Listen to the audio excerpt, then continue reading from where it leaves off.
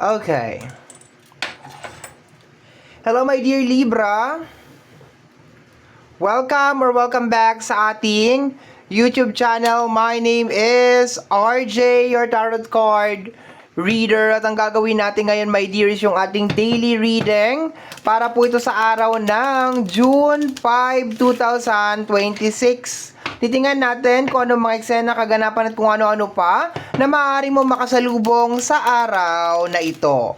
Pero before tayo mag-start ng ating reading, magpapasalamat po muna ako. Maraming salamat po sa ating mga abangers, sa mga walang sawang naghihintay at nag-aabang ng kanilang mga readings. Thank you very much. And gusto ko rin pong pasalamatan yung ating mga bagong subscribers. Welcome po sa ating channel. I hope na mahanap nyo po dito sa channel na ito kung ano man po ang inyong hinahanap sa inyong buhay.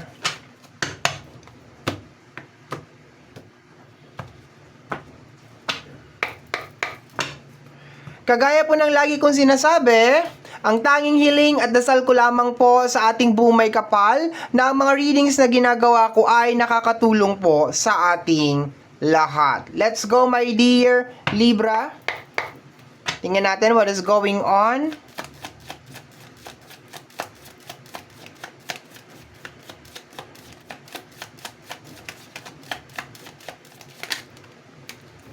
Temperance. The Six of Swords. Okay, so inner work. Inner work, okay. Wala sa labas ang trabaho, my dear Libra, kung hindi nasa loob. Okay. So, possible, my dear, na sa araw na ito, nagkakaroon ka ng overthinking. Okay, na dahil sa energy ng Six of Swords. Okay. But, yeah, meron tayong cups over here related sa yung energy ng emotion na nararamdaman ko dito. Although Temperance is energy of Sagittarius, okay, related sa energy ng action. Pero ang nakukuha ko kasi dito, my dear, is like you need to balance yung mga bagay-bagay, my dear, para mangyari yung mga gusto mong mangyari. Kung hindi mo yun magagawa, di magkakaroon ng problema, okay? So sa araw na to, my dear, posibleng mabagal yung daloy ng mga bagay-bagay, okay, yung flow ng mga gusto mong mangyari sa buhay, pero it's just more on kinakailangan mong, actually hindi ko magagamit yung faith, kasi ang faith, my dear, is dala-dala yan ni Star, okay? Ibig sabihin, yung, yes, okay, pag lumalabas ng Temperance, ibig sabihin, nauuna ang Temperance sa Star card, okay? So, ibig sabihin, my dear, na kung ano tong gusto mo mangyari, nakahain na talaga siya. Nandun na talaga siya. Waiting na talaga siya kung ano tong gusto mo mangyari. It is just more on, kailangan mong patunayan na para sa'yo talaga ito. Okay? It is more on, kahit mabagal yung proseso or mabagal yung daloy, nandun ka, my dear, sa point na, okay, willing ako maghintay. Willing akong i-process kung ano man tong dapat na i-process na ito. Okay? Yun ang nakukuha ko. Maganda yung Temperance. That is a very nice card, my dear. Kasi sinasabi ng card na yan na as long as magdire-diretso ka lang, magpatuloy ka lang, my dear, ayan, and ano mo yung illusion, okay? Yung illusion na nangyayari, okay, sa paligid mo is, yeah, everything will be okay, everything will be fine. Baka na-overwhelm ka ngayon ng iyong thoughts at saka ng iyong emotions. So, it's better na kontrolin mo sila, my dear.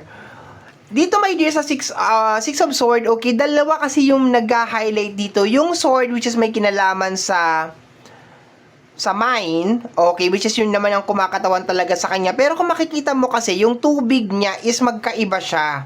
Okay, magkaiba siya. From maalon na tubig, my dear, papunta sa kalmado na tubig. So, It's very important, my dear, kung meron tayong gustong marating sa buhay, which is pinapakita, my dear, ng ating temperance sa likod. Ayan, yung daan, papunta doon sa crown. Minsan, sa ibang mga picture, that is a crown. Minsan naman, that is a sun. Original image is a crown, which is may kinalaman sa usapin ng success.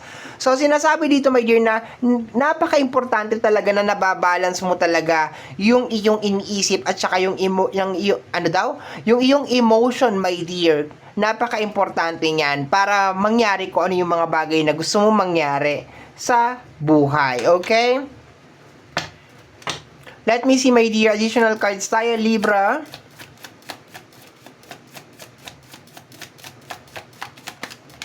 We have here the energy of the Six of Wands. Tama yung sinabi ko kanina.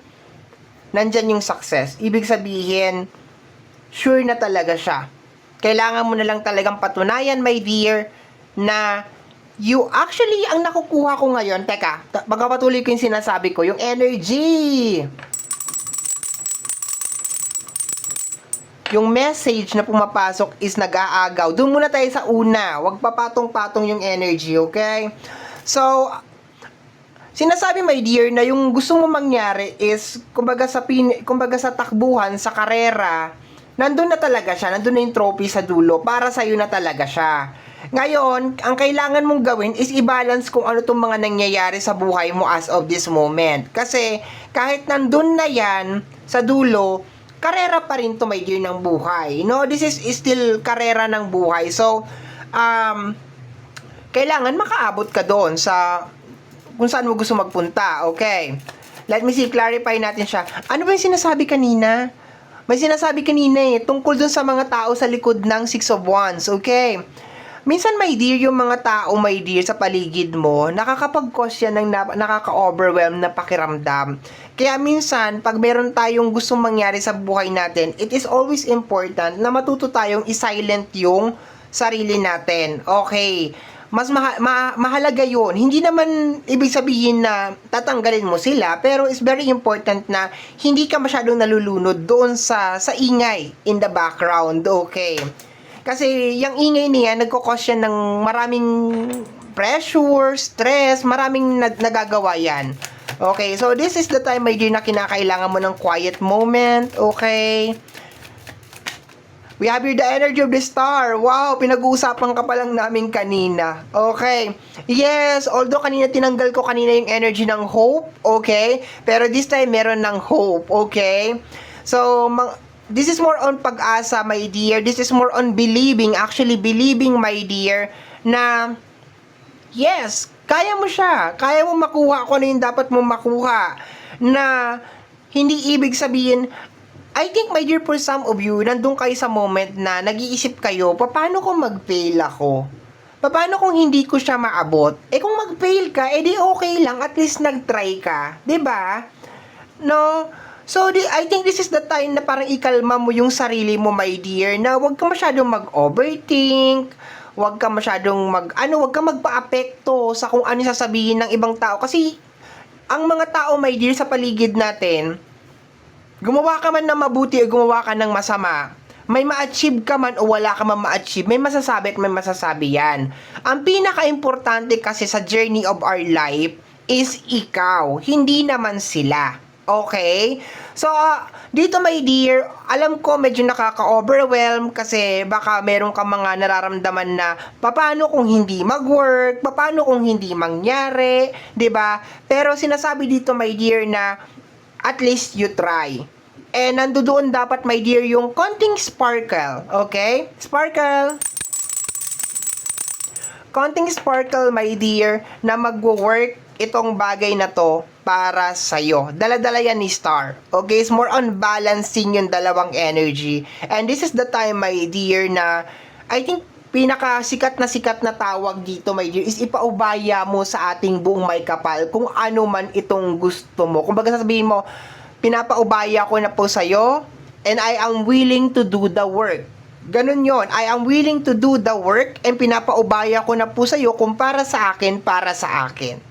Okay? So, yun ang sinasabi dito, my dear. Kasi meron kang Six of Wands. Ibig sabihin, sure success na ito. Ang kailangan mo na lang talagang gawin is tumakbo at 'Di ba? Kumbaga sa karera, kailangan mo makipagkarera. No, hindi naman ibig sabihin na actually that is the wrong term eh. No, I don't wanna use that term na karera kasi pag may karera, may pressure na nangyayari.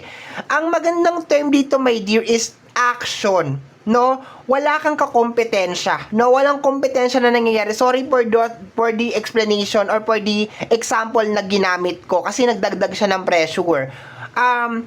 Kailangan mo lang mag-take ng action. Kailangan mo lang bumangon araw-araw, gawin yung kaya mo, mag-focus, magpahinga, then keep doing the same cycle over and over again. Okay? Kagaya na sinabi ko sa iyo, my dear, yung faith is itinaas mo na sa ating buong may kapal.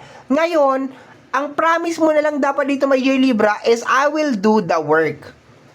Gagawin ko yung sa abot ng makakaya ko, ilalabas ko kung ano yung dapat kong ilabas. Ganun lang yon, no? This is not the time, my dear, na parang anxiety ka, mag-overthink ka. And isa pa sa na-highlight dito, my dear, is yung pressure galing sa labas, galing sa mga tao na wala kang dapat patunayan sa kahit kanino, sabihin nila kung anong gusto nilang sabihin, deadma, okay? Maganda ng card mo, very motivating yung nakukuha ko. Temperance Star, very very nice, dalawang major arcana, no? We have here the energy of the Two of Swords. Okay, hindi ako nagbabasa ng reversal. I think we have a lot of card na para magbasa pa ng reversal. Two of Swords is more on denial. Yes, parang sinasabi lamang dito, my dear, na parang magulo ang isip mo sa araw na ito. Okay, paki-clarify nga po yan. And we have here the energy of the Justice card. Okay, ang gulo ng utak mo ngayon, my dear, no? Ang gulo. Kasi, ang nakukuha ko dito is the pressure, my dear, na gusto mo talaga ng assurance na outcome. Ngayon, bibigyan kita, my dear, ng assurance na outcome. Pero you need to promise me na gagawin mo yung action. Kasi magkasama yan, dalawang yan. Yung assurance na outcome at saka yung action mo, magkasama yung dalawang yan. So, sinasabi dito, my dear, na yes. Tinatanong mo ba ako, my dear, kung mangyayari ba itong gusto mo mangyari? Oo. Pero hindi yan mahuhulog sa langit. Kailangan mo maglagay ng effort, ha? No? Kasi sa energy ng Two of Swords, ayan o, parang sinasabi mo dito na, ayan o, Star and the Two of Swords over here, tapos Justice card. Mangyayari kaya to? Diba? Ibig sabihin, nagdududa ka, my dear, sa sarili mo. Ikaw mismo nagdududa ka sa sarili mo. And wala na to. No, wala na. Pag ikaw mismo, my dear, nagduda ka sa sarili mo, wala na. Wala na, game over na yan. So, ang sinasabi ng card dito, my dear, this is the time, my dear, na i-develop mo, my dear, yung tiwala mo sa sarili mo at saka tiwala mo, my dear, sa ating buong may kapal na kung ano yung gusto mo ay ipagkakaloob yan sa'yo, my dear. Okay? You need to claim it. Kailangan mo sabihin, my dear, na, ay, okay, gusto ko talagang ganito, ganyan, ito, ganon. Okay? Para ka nagpunta sa isang restaurant, my dear. Okay? Nagpunta ka sa isang restaurant. Ngayon, meron kang tawag doon, menu, no? Nakatingin ka doon sa menu. Binabasa mo yung menu.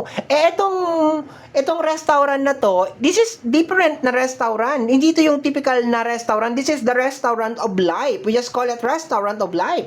Ngayon, habang binabasa mo yung menu, sasabihin mo, ay, wala naman eh. Ang nakalagay lang dito is yung lagi kong ino-order yung french fries. So, sabi mo nun sa waiter, french fries please. Tapos sabi naman niya, okay. Paglingon mo sa paligid, may kumakain ng spaghetti, may kumakain ng salad, may mga kumakain ng kung ano. Ngayon tinanong mo, saan nyo kinuha yan? Wala naman yan dun sa menu. Sabi naman niya, di mo ba alam na this is a magical restaurant na walang menu? Okay? Ang ibig ko sabihin dito, my dear Libra, minsan, nakatanim sa utak natin na yung mga bagay is yun lang talaga siya. I hope naintindihan ninyo, my dear. I hope na naintindihan ninyo yung example ko. I try to explain it as much as possible. Naakala ninyo, yun lang yun, my dear. Okay? As long as you believe na yun lang ang kaya mong kainin, yun lang talaga ang mangyayari. It's more on setting a limitation sa sarili mo na french fries lang ang pwede kong orderin dito at hindi na ako pwedeng umorder ng iba. But the real question is, bakit yung iba nakakain nila yung gusto nila, ikaw hindi? So it's just more on claiming, my dear Libra, na ito yung gusto ko, ito yung kakainin ko. And minsan nag-uumpisa yun, my dear, dito sa energy ng ating tarot ngayon. Na sometimes ikaw mismo nagdududa ka na hindi ka pwedeng kumain ng salad, ng spaghetti, ng ganito, ng ganyan, at ang pwede lang sa'yo ay french fries. I hope naiintindihan mo, my dear. Pero sinasabi ng card dito, my dear, na yes, nakahanda na kung ano yung gusto mong kainin, kung ano yung gusto mong ma-achieve. It is just more on claiming na sa'yo siya. And sometimes, my dear, dito sa restaurant na ito, dito sa restaurant na to, my dear, kahit na sinabi mo na, ay, gusto ko ng salad, ang ihahain pa rin nila sa'yo, my dear, is french fries. Bakit? Bakit? Ay, in-order ko na yung salad. Bakit french fries pa rin? Kasi, tinetest ka nila kung gusto mo ba talaga yung spaghetti o yung ibang pagkain. So, the proper way of doing, my dear, is i-return mo yung french fries at sabihin mo na, no, ang gusto ko ay spaghetti at hindi french fries. Yun. Kasi minsan yung iba naman, kasi ay, nagugutom na kasi ako kaya kakainin ko na lang tong french fries. 'Di ba? I hope naintindihan nyo.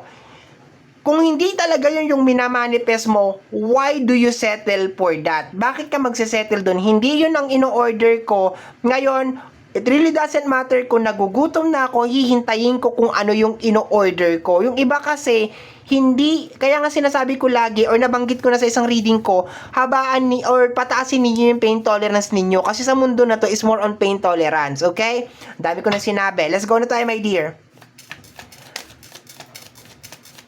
I'm just doing my job. Let me see, my dear.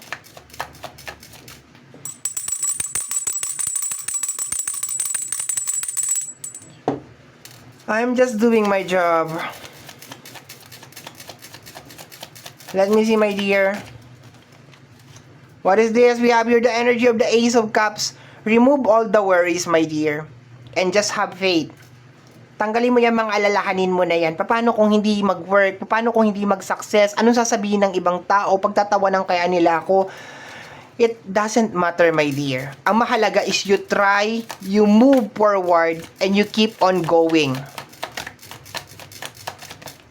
We have here the energy of the Strength card. Anong sabi ko? Strength card. Last card mo, my dear. The energy, bottom deck of the card is the Hangman.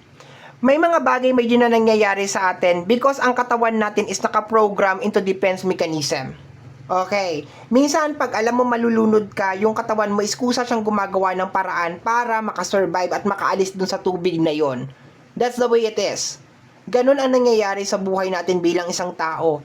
May mga bagay na nangyayari sa atin hindi para parusahan tayo, kung hindi para ipakita sa atin kung ano yung mga bagay na kaya natin to discover the things na matagal na nakatago sa atin. And you just need to embrace it, my dear. No, it's more on fighting for survival. Yun ang nakukuha ko dito, my dear. And sa energy ng Hangman, nasa sitwasyon ka na yan, my dear, hindi para i-embody na paano ba ako napunta dito? Ay, nang dahil sa katangahan ko, ay, nang dahil sa ganit. No, it's more on the lesson, my dear, kung bakit ka napunta dyan and kung ano yung kaya mong gawin para hindi ka na makabalik dyan and to upgrade and to make a better version of you. Nagkakaintindihan po ba? Okay. So, my dear Libra, yan ang nasagap natin na energy message para sa araw na ito, June 5, 2026. Kagaya po ng sinabi ko sa bandang unahan ng ating video, ang tanging hiling at dasal ko lamang po sa ating buong may kapal na ang mga readings na ginagawa ko ay nakakatulong po sa ating lahat. Maraming salamat po. Thank you, Libra. Take care of yourself.